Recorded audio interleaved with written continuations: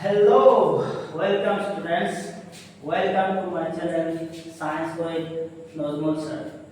So students, আজি আমি তোমালোকৰ কাৰণে লৈ আহিছো 9 আৰু 10 ৰ ষ্টুডেন্টৰ কাৰণে স্পেচিফিক কেমিষ্ট্ৰি এটা খুব ইম্পৰ্টেন্ট টপিক। একচুয়ালি ক্লাস 9 আৰু 10 ৰ ষ্টুডেন্টৰ ক্ষেত্ৰত এটা বস্তু দেখা যায়, ইভেন 11 আৰু 12 ৰ ষ্টুডেন্টৰ কাৰণে যেতিয়া আমি 11 আৰু 12 ৰ ষ্টুডেন্টক স্পেশালি ফিজিক্স আৰু কেমিষ্ট্ৰি পঢ়াও, এটা বস্তু তেতিয়া আমি অবজাৰ্ভ কৰিছো তেওঁলোকৰ কিছুমান বেসিক বস্তু খুবেই দুৰ্বল থাকে, যি বস্তুবিলাক 9 আৰু 10 বেসিক্যালি পঢ়িব লাগে। এই বস্তুবিলাকত কেৱল কোৱেশ্চন এণ্ড আনসাৰ মুখস্থ কৰি পাৰ কৰি অহাৰ কাৰণে কিছুমান কনসেপ্ট তেনেকুৱা ক্লিয়াৰ নাথাকে, আৰু যেটো বস্তু এই 11 আৰু 12 এফেক্ট দিয়ে। আৰু আজি মই চেষ্টা কৰিম এইটো ভিডিঅ'ৰ জৰিয়তে, একচুয়ালি মই এইটো চেনেলৰ জৰিয়তে মেইনলি মই টাৰ্গেট কৰিম 9 আৰু 10 ৰ ষ্টুডেন্টৰ কাৰণে। আৰু যেতিয়া স্কুল ধৰা মই ক্লাছ 10 ৰ যেতিয়া ফাৰ্স্ট চেপ্টাৰ যেটো আমাৰ কেমিষ্ট্ৰি পাৰ্ট আছে, জানা তোমালোকে ক্লাছ 9 আৰু 10 ৰ যেটো আমাৰ সায়েন্স আছে, সায়েন্সৰ বেসিক্যালি তিনিটা পাৰ্ট আছে, ফিজিক্স, কেমিষ্ট্ৰি আৰু বায়োলজি। আৰু স্পেশালি কেমিষ্ট্ৰি পাৰ্টটো যেতিয়া আমি আৰম্ভ কৰোঁ, যেতিয়া সাপোজ ধৰা ক্লাছ 10 ৰ ফাৰ্স্ট চেপ্টাৰটো মই যদি ষ্টাৰ্ট কৰোঁ chemical equation, chemical reaction and equation, তাতে দুটা টপিক আহে। ফাৰ্স্ট টপিকটো আমাৰ আহে ব্যালেন্সিং অফ কেমিক্যাল ইকুৱেশ্যন, যাক আমি এছামিছত ৰাসায়নিক বিক্ৰিয়াৰ সন্তুলন কৰা বুলি কওঁ। আৰু তাতে ম্যাক্সিমাম ষ্টুডেন্টক এটা জায়গাতে প্ৰবলেম ফেস কৰিব লগা হয়, আৰু সেইটো বস্তু হৈছে যে আমি তেতিয়া কিছুমান বস্তু বুজি নাপাওঁ, যেনেকুৱা সাপোজ এতিয়া মই যদি কওঁ যে এলুমিনিয়াম ক্লোৰাইড বা মেগনেছিয়াম ক্লোৰাইড, তেতিয়া ষ্টুডেন্টক ফাঁসি যায় যে এলুমিনিয়াম ক্লোৰাইডৰ একচুয়ালি কেমিক্যাল ফৰ্মুলাটো কি হ'ব। তেতিয়া এই বস্তুটো নজনাৰ এটা ৰিজন হয়, তাৰ পিছত এটা টপিক থাকে, এটা কনসেপ্ট থাকে, যেটোক আমি কনসেপ্ট অফ আয়ন্স বুলি কওঁ। ব্যালেন্সিং জানিবৰ কাৰণে এই টপিকটো জানা খুবেই দৰকাৰ। সো তোমালোকৰ ক্লাছ 10 যেটো ফাৰ্স্ট চেপ্টাৰ আছে, সেইটো চেপ্টাৰ ষ্টাৰ্ট কৰাৰ আগত মই কিছুমান বেসিক টপিক তাতে মই বাকি কিছুমান টপিক লৈছো, যেকেইটা টপিক অলৰেডি তোমালোকে 9ত পঢ়ি আহিছা।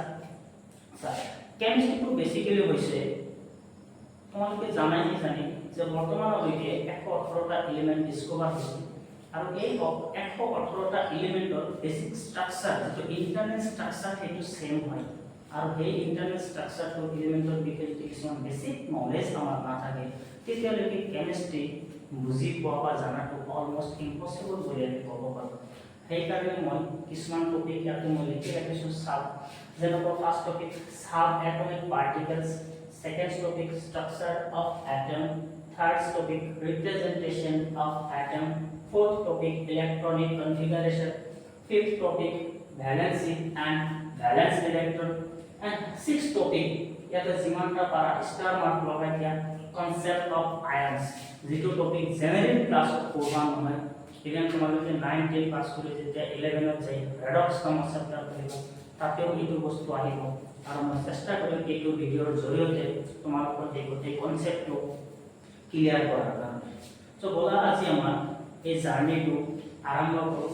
আৰু অলৰেডি তোমালোকক এই চেনেলৰ বিষয়ে মই কৈ থোৱা আছে, সো তোমালোকে চেনেলটো সাবস্ক্ৰাইব কৰি ৰাখা, যাতে সময়মতে ভিডিঅ'বিলাক আপলোড মই কৰি থাকিম।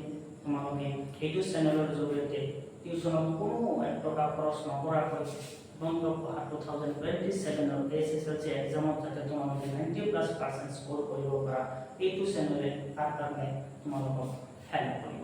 আৰু এইটো চেনেলত তোমালোকে ৰেগুলাৰ ভিডিঅ' পাই থাকিবা 9 আৰু 10 ৰ স্পেচিয়েল ষ্টুডেণ্টৰ জেনাৰেল মেথছ, জেনাৰেল সায়েন্স আৰু এডভান্স মেথছ, CBSE সেৱা দুটা বৰ্ডত ইংলিছ আৰু এছামিছ মিডিয়ামত। তো বেসিক্যালি মই এক্সপ্লেনেশনটো এছামিছ ইংলিছত হৈ থাকিব, আৰু লেখাটো মই যিমান পাৰোঁ দুটা মিডিয়ামত মই কম্বাইন কৰি লৈ গৈ থাকিম, যাতে দুটা মিডিয়ামৰ ষ্টুডেণ্টে খুব ইজিলি কনসেপ্টবিলাক বুজি গৈ থাকিব পাৰে।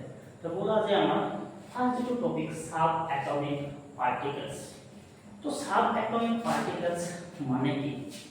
তো সাব এটমিক পাৰ্টিকলছ বুজিবৰ বাবে তোমালোকে চাগে ক্লাছ 9ত chapter number 4 structure of atom বা এটমিক স্ট্রাকচার তোমাদেরকে পড়ে আসছে, তাতে history of discovery of atom যদি তোমাদেরকে পড়া, তাতে কিছুমান হিস্টরি তোমাদেরকে পড়ে আসছে যে এটম এটা কিদৰে ডিসকভাৰ হৈছে এটমৰ ইণ্টাৰনেল ষ্ট্ৰাকচাৰ কি মই এইটো ভিডিঅ'ত গোটেই সেই হিষ্টৰীবিলাক পঢ়াব বিচৰা নাই মই যেতিয়া ক্লাছ 9 ত সেইটো চেপ্টাৰ ষ্টাৰ্ট কৰিম তাতে মই এইবিলাক বস্তু ডিসকাস কৰিম সো তাতে কিছুমান বস্তু সেইটো চেপ্টাৰ ষ্টাৰ্ট কৰাৰ আগতে আমাৰ জানা দৰকাৰ সো অলৰেডি ক্লাছ 10 ৰ ষ্টুডেন্ট এইকেজন ষ্টুডেন্টে এতিয়া ধৰা 9 ৰ ভিডিঅ'টা দেখা পছিবল নহয় এক্সাম আহি আছে সেইকাৰণে মই একবাৰ ভাবিম কিছু শৰ্ট পিৰিয়ডত 5 মিনিটৰ এটা টপিক তোমালোকে এইটো জানিব তো ফাৰ্স্ট টপিক আমি আৰম্ভ কৰিছো sub atomic particles so sub atomic particles মানে কি সাব এটমিক পাৰ্টিকলছ মানে হৈছে তো তোমালোকে হয়তো পঢ়ি আহিছা এটম এটা ইন্টাৰনেল ষ্ট্ৰাকচাৰ যে ইনিশিয়ালি সায়েন্টিস্ট বিলাকে ভাবিছিল যে এটমছ বস্তুটো আমি আৰু ফাৰ্দাৰ ডিভাইড কৰিব নোৱাৰো এটম শব্দটো আহিছে গ্ৰীক ৱৰ্ড এটমিও শব্দৰ পৰা যা ইংলিছ মিনিং হৈছে undestructible or undivisible that means the previous scientists thought that we can divide the atoms further but later on as the technology invented we have discovered that atoms can be further classified into 3 subatomic particles those are electrons protons and neutrons so atoms আমি কি কৰিব পাৰো তিনিটা সৰু সৰু ক্ষুদ্ৰ অংশত বিভক্ত কৰিব পাৰো আৰু এই অংশ কেইটা হৈছে কি ইলেক্ট্ৰন প্ৰটন আৰু নিউট্ৰন সো যিকোনো এটম এটাই এই যে মই ভিডিঅ'ৰ প্ৰথমতে ক'লো যে এটম এটা 118টা যে এটম বৰ্তমান আমি ডিসকভাৰ হৈছে প্ৰত্যেকটা এটমৰ ভিতৰত তিনি ধৰণৰ সাব এটমিক পাৰ্টিকলছ আছে এইকেইটা ইলেক্ট্ৰন প্ৰটন আৰু নিউট্ৰন ইহঁতৰ নাম্বাৰ বেলেগ বেলেগ হয় বেলেগ বেলেগ এলিমেন্টত কিন্তু types of subatomic particles same in every element এই ব্যাপার বিষয়ে আমি কিছু বেসিক বস্তু জানো তো প্রথম যেটা আমরা সাবএটমিক পার্টিকলস সেইটো হৈছে ইলেক্ট্রন আৰু ইয়াক সিম্বলাইজ কৰা হয় ই নেগেটিভ এতিয়া ইলেক্ট্ৰন প্ৰোটন নিউট্ৰন এগুলা সাধাৰণতে কি আহিত কণা বা চাৰ্জ পাৰ্টিকলস এইবিলাকৰ ওপৰত কিছুমান চাৰ্জ থাকে যেনেকুৱা ইলেক্ট্ৰনক জেনেৰেলি স্মল লেটাৰ ই ৰে ডিনোট কৰা হয় আৰু যেহেতু ইলেক্ট্ৰন এটা নেগেটিভলি চাৰ্জ ঋণাত্মকভাৱে আহিত কণা হয় সেই কাৰণে ইলেক্ট্ৰনৰ ওপৰত সদায় ই নেগেটিভ দি ইলেক্ট্ৰনক সিম্বলাইজ কৰা হয় ই নেগেটিভ ঠিক আছে তো ইলেক্ট্ৰনক ডিসকভাৰ কৰিছিল কোনে ইলেক্ট্ৰনক ডিসকভাৰ কৰিছিল জে থমসন নামৰ সায়েন্টিস্ট নেক্সট পয়েন্ট আমি জানি যে ইলেক্ট্ৰনৰ ওপৰত মাস কিমান এটা ইলেক্ট্ৰনৰ মাস কিমান যে ইলেক্ট্ৰনৰ মাস হৈছে 9.1 * 10 টু দি পাৱাৰ -31 কেজি পাইয়া যদি কোনোবাই সিজিএস এককত লিখিব বিচৰা 9.1 * 10 টু দি পাৱাৰ -28 গ্ৰাম বুলিও লিখিব পাৰা নেক্সট পয়েন্ট আহিব important point charge on electron ইলেক্ট্ৰনৰ ওপৰত থকা আধানৰ মান কিমান বা ইলেক্ট্ৰনৰ চাৰ্জ কিমান এইটো মান হৈছে 1.6 * 10 to the power -19 coulomb since electron negatively charged particle হয় এই কাৰণে ইলেক্ট্ৰনৰ আগত এটা নেগেটিভ সিম্বল ব্যৱহাৰ কৰা হয় আৰু কুলম হৈছে কিটা ইউনিট বা একক আৰু তাক সি লেটাৰেৰে বুজোৱা হয় কুলম সো নেক্সট পয়েন্ট আহে এতিয়া proton second subatomic particles হৈছে proton তে protonক আমি p লেটাৰেৰে সিম্বলাইজ কৰা হয় আৰু proton ধনাত্মকভাৱে আহিত কণা পজিটিভলি চাৰ্জ subatomic particles সেই কাৰণে protonৰ ওপৰত সদায় p+ বুলি লিখা হয় তে protonক ডিসকভাৰ কৰিছিল আৰ্নেষ্ট ৰাদাৰফৰ্ড protonৰ ওপৰত charge plus 1.6 into 10 to the power minus 19 coulomb. So electron আৰু protonৰ ওপৰত চাৰ্জ magnitude wise same থাকে but opposite in symbol মনত ৰাখিব ইয়াৰ charge 1.6 into 10 to the power minus 19 coulomb এতিয়া মাস protonৰ মাস কিমান protonৰ মাস ইলেক্ট্ৰনতকৈ বহুত গুণ বেছি হয় so protonৰ মাস হৈছে 1.67 into 10 to the power minus 27 kg এতিয়া third sub atomic particles. Third sub atomic particles হৈছে আমাৰ নিউট্ৰন, যাক স্মল লেটাৰ n নাইবা n নট দি ডিনোট কৰা হয়। নট বা তাৰ মানে 0 বুলিও কোৱা হয়, n0। ইয়াৰ মানে হৈছে নিউট্ৰন নামৰ পৰা আহিছে, নিউট্ৰন শব্দটো আহিছে নিউট্ৰেলিটিৰ পৰা। নিউট্ৰেল মানে ইয়াৰ ওপৰত কোনো ধৰণৰ আধান নাথাকে, ধনাত্মক বা ঋণাত্মক কোনো ধৰণৰ চাৰ্জ ইয়াৰ ওপৰত নাথাকে। সেইকাৰণে আইদাৰ ইয়াৰ ওপৰত একো লিখা নহয় নহলে 0 লিখা হয়। তে নিউট্ৰন হৈছে কি একমাত্ৰ সাব এটমিক পাৰ্টিকেল যাৰ ওপৰত কোনো ধৰণৰ চাৰ্জ নাই। এতিয়া নিউট্ৰনক ডিসকভাৰ কৰিছিল কোনে? নিউট্ৰনক ডিসকভাৰ কৰিছিল জেমছ চ্যাডউইক নামৰ সাইন্টিস্টে। আৰু এটা ইম্পৰ্টেন্ট পইণ্ট আগৰটো দৰকাৰ হ'ব, মনত ৰাখিবা। নিউট্ৰনৰ ডিসকভাৰৰ কাৰণে জেমছ চ্যাডউইকক 1935 নোবেল প্ৰাইজ পাইছে। James Chadwick due to discovery of neutron. তে নিউট্ৰনৰ ওপৰত কোনো চাৰ্জ নাই, 0। এতিয়া যদি আমি কওঁ মাছ, নিউট্ৰনৰ মাছ আৰু প্ৰটনৰ মাছ একে সমান। নিউট্ৰনৰ মাছ হৈছে 1.67 × 10⁻⁻27 kg। ওকে, সো এইটা হচ্ছে আমার basic charge particles, sub atomic particles. Okay, so এই পয়েন্টটা মনত রাখিব। মই মনত দিছো স্ক্রিনশট মাৰি ল'ব পাৰা বা ভিডিও পজ কৰি তোমালোকে এইটো নোট কৰিব পাৰা। মই অলপ সময়ৰ কাৰণে স্ক্ৰীনৰ পৰা চাই দিছো, এইটো স্ক্ৰিনশট মাৰি ৰাখি থৈ দিয়া।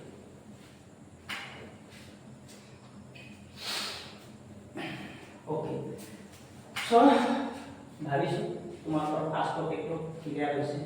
বলা এতিয়া আমি সেকেন্ড টপিক আৰম্ভ কৰিম, structure of atom. Structure of atom, এটা মেইন কথা হ'ল যে স্ট্ৰাকচাৰ অফ এটম মানে কি? স্ট্ৰাকচাৰ অফ এটম মানে কি? এতিয়া স্ট্ৰাকচাৰ অফ এটম মানে যদি আমি ক'ব বিচাৰো, এতিয়া চাবা স্ট্ৰাকচাৰ অফ এটম মানে হৈছে যে ইতিমধ্যে আমি গম পাইছো যে যিকোনো এটমস বা এলিমেন্ট এটাৰ তিনিটা সাব এটমিক পাৰ্টিকলস থাকে। Those are electrons, protons and neutrons. Now the question arises, how those subatomic particles is being arranged inside the atoms? That means যে এটম এটাৰ ভিতৰত এই সাবএটমিক পাৰ্টিকলস বিলাক কেনেকৈ অ্যাৰেঞ্জ হৈ থাকে, কি দৰে অ্যাৰেঞ্জ হৈ থাকে। তো ইয়াৰ আৰু বহুত হিষ্টৰী আছে। সো এইটো আমি বুজিব লাগিব। তাৰ আগতে মই এটা বহুত এক্সাম্পল দিছো। আমি সকলোৱে তোমালোকে 4-5 স্ট্যান্ডাৰ্ডৰ পৰা পঢ়ি অহা এটা বস্তু সোলাৰ সিস্টেম। সো আমাৰ যেটো এটমৰ স্ট্ৰাকচাৰ, ইন্টাৰনেল স্ট্ৰাকচাৰ, তাক আমি কম্পেয়াৰ কৰিব পাৰো বেসিক্যালি আমাৰ সোলাৰ সিস্টেম। এটা আমাৰ সোলাৰ সিস্টেমটো কেনেকুৱা হৈছে? আমাৰ সোলাৰ সিস্টেম ফাৰ্স্ট মই দুটা ৱৰ্ড ক'বলৈ বিচাৰিছিলো, জানানা তোমালোকে? হেলিওসেন্ট্ৰিক আৰু জিওসেন্ট্ৰিক দুটা ৱৰ্ড পঢ়িছা নিশ্চয় চাগে। মানে কি জানানা? ক'ব পাৰিবা আমাৰ যেটো সোলাৰ সিস্টেম আছে, সোলাৰ সিস্টেমটো কোনটো হয়? জিওসেন্ট্ৰিক নে হেলিওসেন্ট্ৰিক? দুটা ৱৰ্ডৰ মানে বুজি পোৱা। এতিয়া চাবা, যেতিয়া পুৰণা সময় আছে, পুৰণা সময়ত একচুয়ালি কি হৈছিল, সায়েন্টিস্ট বিলাকে সায়েন্টিস্ট ন ফিলোসফাৰ বিলাকে বিলিভ কৰিছিল। এতিয়া চাবা আমি ক'ত থাকো, আমাৰ প্লেনেটৰ নাম হৈছে আৰ্থ। সো প্ৰথমে সায়েন্টিস্ট বিলাকে এইটো বিলিভ কৰিছিল যে আৰ্থটো, আমাৰ যেটো আৰ্থ আছে, প্লেনেট আছে, এইটো সেন্টাৰত থাকে আৰু বাকি যিবিলাক কি আছে প্লেনেট আছে, যেনেকৈ সাপোজ ধৰা এইটো মই কি কৈছো আৰ্থ বুলি কৈছো, এইটো আৰ্থ আৰু বাকি প্লেনেট বিলাক ইয়াৰ চাৰিওফালে কি কৰে, ৰিভলভ কৰে। বাকি প্লেনেট বিলাক ইয়াৰ চাৰিওফালে কি কৰে, ৰিভলভ কৰে, এনেকৈ ৰিভলভ কৰে। সো সেন্টাৰত কোন আছে? আৰ্থ। ইয়াক কয় জিওসেন্ট্ৰিক। জিও মানে হৈছে আৰ্থ, সেন্ট্ৰিক মানে সেন্টাৰ। সো আমাৰ সোলাৰ সিস্টেমৰ সেন্টাৰত কোন আছে? আৰ্থ, আৰু এই কাৰণে কি বুলি কোৱা হৈছে জিওসেন্ট্ৰিক। বাট ফাৰ্দাৰ একচুয়ালি এটো ডিসকভাৰ হৈছে যে নহয়, আমাৰ যেটো সোলাৰ সিস্টেম আছে এটো জিওসেন্ট্ৰিক নহয়, এটো কি হৈছে হেলিওসেন্ট্ৰিক। হেলিও শব্দৰ অৰ্থ হৈছে সান, সূৰ্য। আমাৰ সোলাৰ সিস্টেমৰ সেন্টাৰত কোন আছে? সান আছে, সূৰ্য আছে। আৰু বাকি প্লেনেটস বিলাক কিছুমান ডেফিনিট অৰবিটত এৰাউণ্ড সান কি কৰে ৰিভলভ কৰে আৰু সেই কাৰণে আমাৰ সোলাৰ সিস্টেমক কি বুলি কোৱা হয় হেলিওসেন্ট্ৰিক সো দা পয়েন্ট ইজ যে যেনেকুৱা আমাৰ সোলাৰ সিস্টেমত সানটো ক'ত থাকে চেণ্টাৰত থাকে আৰু বাকি প্লেনেটস বিলাক কিছুমান ডেফিনিট অৰবিটত কি কৰে ৰিভলভ কৰে এৰাউণ্ড দা সান সিমিলাৰলি আমাৰ যে এটমস আছে এটম স্ট্ৰাকচাৰ এটা সোলাৰ সিস্টেমৰ লগত আমি কম্পেয়াৰ কৰিব পাৰোঁ এনেকৈ যাবা যে অলৰেডি আমি পঢ়ি আহিছোঁ যে এটম এটা তিনি ধৰণৰ সাব এটমিক পাৰ্টিকেলছৰ দ্বাৰা ফৰ্ম হয় সেইকেইটা কি হৈছে ইলেক্ট্ৰন প্ৰটন আৰু নিউট্ৰন সো তোমালোকে ক্লাছ 9ত অলৰেডি 10ৰ ষ্টুডেণ্টে 9ত পঢ়ি আহিছা চেপ্টাৰ নম্বৰ 4 এটমিক স্ট্ৰাকচাৰ আৰু যিকেইজন 9ৰ হয়তো কিছুমানে পঢ়িছা বা কিছুমানে পঢ়া নাই যে যেনেকুৱা সাপোজ ধৰা মই যে এটম এটা জেনেৰেল এটা স্ফেৰিকেল বুলি এজিউম কৰা হয় এইটো এটা এটম হয় আৰু প্ৰত্যেকটো এটমছৰ ভিতৰত এটা কি থাকে সৰু এটা গোলাকাৰ অংশ থাকে পাৰ্ট থাকে যাক আমি কি বুলি কোৱা হয় সেন্টাৰ বুলি কওঁ নিউক্লিয়াস সেন্টাৰত কি থাকে নিউক্লিয়াস থাকে বা কেন্দ্ৰ থাকে এতিয়া নিউক্লিয়াছৰ ভিতৰত এইটো মই অলপ বুজাৰ কাৰণে ডাঙৰ কৰি বনাইছো যে এইটো সাপোজ ধৰা আমাৰ এটম হয় আৰু এটমৰ ভিতৰত কি আছে গোলাকাৰ এটা অংশ আছে যাৰ ভিতৰত কি থাকিব প্ৰটন আৰু নিউট্ৰন বিলাক সেন্টাৰত থাকিব কেন্দ্ৰত থাকিব আৰু বাকি যিবিলাক আমাৰ ইলেক্ট্ৰন আছে ইলেক্ট্ৰন বিলাক কি থাকে এটমছৰ চাৰিওফালে কিছুমান এনাৰ্জি শেল থাকে বা কক্ষ থাকে এই কক্ষবিলাকত কি থাকে ইলেক্ট্ৰন বিলাক ৰিভলভ কৰি থাকে ইয়াতে কি থাকিব এই অৰবিট বিলাকত ইলেক্ট্ৰন বিলাক ৰিভলভ কৰি থাকিব ইলেক্ট্ৰন বিলাক কি কৰি থাকিব ইয়াতে ৰিভলভ কৰি থাকিব so important point is that যে এটম এটা কেন্দ্ৰ বা নিউক্লিয়াছত কি থাকিব প্ৰটন আৰু নিউট্ৰন থাকিব আৰু ইলেক্ট্ৰন বিলাক এটমছৰ ভিতৰত নাথাকে থাকে তাৰ চাৰিওফালে কিছুমান ডেফিনিট এনাৰ্জি শেলত এতিয়া এটা বিশেষ কোৱেশ্চন মই যদি সুধো যে আমাৰ যিটো নিউক্লিয়াছ আছে এটমছৰ ভিতৰত যিটো নিউক্লিয়াছ আছে এই নিউক্লিয়াছৰ ওপৰত কি চাৰ্জ থাকিব সাপোজ মই কোৱেশ্চন দিলো যে চাৰ্জ অন দা নিউক্লিয়াছ আমি সেইটো এনেকৈ ৰাখিব পাৰোঁ চাৰ্জ on the nucleus বা নিউক্লিয়াছৰ ওপৰত থকা আধান কি অপচন এ মই কৈছো যে পজিটিভ নিউক্লিয়াছ সদায় কি হ'ব পজিটিভ হ'ব option B negative option C neutral আৰু option B none of this so assessment order মই কৈ দিছো এইটো পজিটিভ নে ধনাত্মক নেগেটিভ মানে ঋণাত্মক নিউট্ৰেল যাক আমি উদাসীন বুলি কওঁ আৰু ডি কৈছে ওপৰত এটা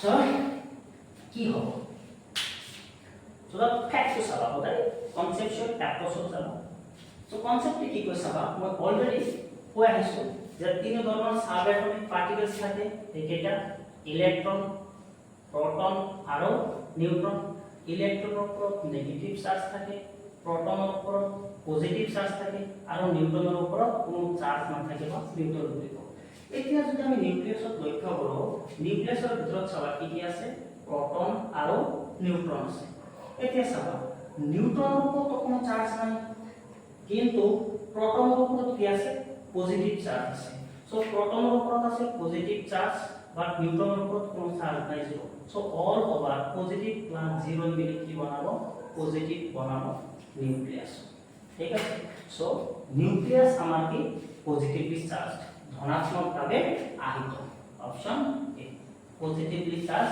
ধনাত্মকভাৱে আহিত আৰু ইলেক্ট্ৰন বিলাক ক'ত থাকে বাহিৰত কিছুমান অৰবিটেলত ৰিভলভ কৰে আৰু এটা ইম্পৰ্টেণ্ট বস্তু ধ্যান দিব লাগিব যে জেনেৰেলি এটমছ এটা যেটো আমাৰ নিউক্লিয়াছ আছে নিউক্লিয়াছটো গোটেই এটমটো বা পৰমাণুটোৰ তুলনাত সাইজ কেনেকুৱা হয় তাৰ কাৰণে মই এটা এক্সাম্পল দিম এক্সাম্পল এনেকুৱা সাপোজ ধৰা আমাৰ এটা ফুটবলৰ ফিল্ড থাকে ফুটবলৰ ফিল্ড 90 মিটাৰ লং ফুটবলৰ এটা ফিল্ড থাকে সো ইমান ডাঙৰ ফুটবলৰ ফিল্ডত যেটো সেন্টাৰ থাকে সেন্টাৰত ধৰি লওক ফুটবলটো ৰাখা হৈছে এতিয়া গোটেই ফিল্ডটো মই যদি এটম বুলি কওঁ তে সেই যেটো ফুটবলটো আছে সেন্টাৰত ফুটবলটো হ'ব এই এটমটো নিউক্লিয়াছ ইয়াৰ পৰা এটা বস্তু আমি এজিউম কৰিব পাৰোঁ যে ইমান প্ৰকাণ্ড ফিল্ড এটাৰ সেন্টাৰত যদি ফুটবল এটা ৰাখি থোৱা হৈছে তাৰ মানে গোটেই ফিল্ডটো ম্যাক্সিমাম 99.99% স্পেস এম্পটি আছে আৰু মাত্ৰ অকণমান স্পেসৰ ভিতৰত কি আছে কেন্দ্ৰ বা নিউক্লিয়াছটো আছে তো এটা সৰু পইণ্ট ডাটা এটা যদি পাৰা মনত ৰাখিবা যে এটমছ এটাৰ ভিতৰত কি থাকে 99.97% স্পেস কি থাকে এম্পটি থাকে এম্পটি only 0.03% স্পেস অফ কি থাকে নিউক্লিয়াছ থাকে আৰু গোটেই এটম এটা পৰমাণু এটা যেটো ভৰ বা মাছ থাকে সেই মাছটো কেৱল নিউক্লিয়াছৰ কাৰণে আহে সো এটম এটাৰ টোটেল মাছ প্ৰভাইড কৰে তাৰ নিউক্লিয়াছ ইলেক্ট্ৰনৰ কোনো মাছ এটমৰ মাছৰ টোটেল মাছক ক্যালকুলেট কৰা নহয় তাৰ কাৰণ দুটা প্ৰথম যে ইলেক্ট্ৰন পৰমাণুৰ ভিতৰত নাথাকে বাহিৰৰ শেলত থাকে দ্বিতীয়তে যে প্ৰটন আৰু নিউট্ৰনৰ মাছৰ তুলনাত এটমৰ মাছ ইলেক্ট্ৰনৰ মাছ বহুতে নগণ্য ক্যালকুলেট কৰাই নহয় সো এইটো ইম্পৰ্টেণ্ট পইণ্ট ধ্যান ৰাখিবা সো এইটো কি হৈছে আমাৰ বেসিক এটা structure of atom so already video বহুত দীঘল হৈ গৈছে নেক্সট ভিডিও মই চেষ্টা কৰিম বাকি আৰু দুটা টপিক ক্লিয়াৰ কৰাৰ কাৰণে so at the end of the video তোমালোকৰ কাৰণে যদি ভিডিওটো ইনফৰমেটিভ বুলি লাগিছে কিবা এটা শিকিব পাৰিছা তেনেহলে ভিডিওটো লাইক কৰিবা আৰু লাষ্টত কমেন্ট এটা দি থৈ যাবা কেনে লাগিছে জনাবা শেয়াৰ কৰিবা নিজৰ এনেকুৱা কিছুমান ফ্ৰেণ্ডছৰ লগত হয়তো ৰিমোট এৰিয়াত থাকে যিকেইজনে টিউশ্যন ফিজ দিয়ে হাই টিউশ্যন ফিজ দিয়ে কনচেপচুৱেল ষ্টাডি কৰিব নোৱাৰে সেইসকল ষ্টুডেণ্টৰ লগত ভিডিঅ'টো শ্বেয়াৰ কৰিবা নিজৰ বন্ধু বান্ধৱৰ লগত শ্বেয়াৰ কৰিবা চেনেলটো তোমালোকৰ কাৰণে ক্ৰিয়েট কৰা হৈছে চ' তোমালোকৰ যিমান ছাপোৰ্ট পাম চেনেলটো সিমানেই আগবাঢ়ি যাম যদি নেক্সট ভিডিঅ'টো লাগে তেনেহ'লে ডেফিনেটলি মোক কমেণ্ট ছেকশ্যনত জনাবা ছাৰ নেক্সট ভিডিঅ' লাগে বুলি মই এজ চুন as next video our full energy stuff. Thank you.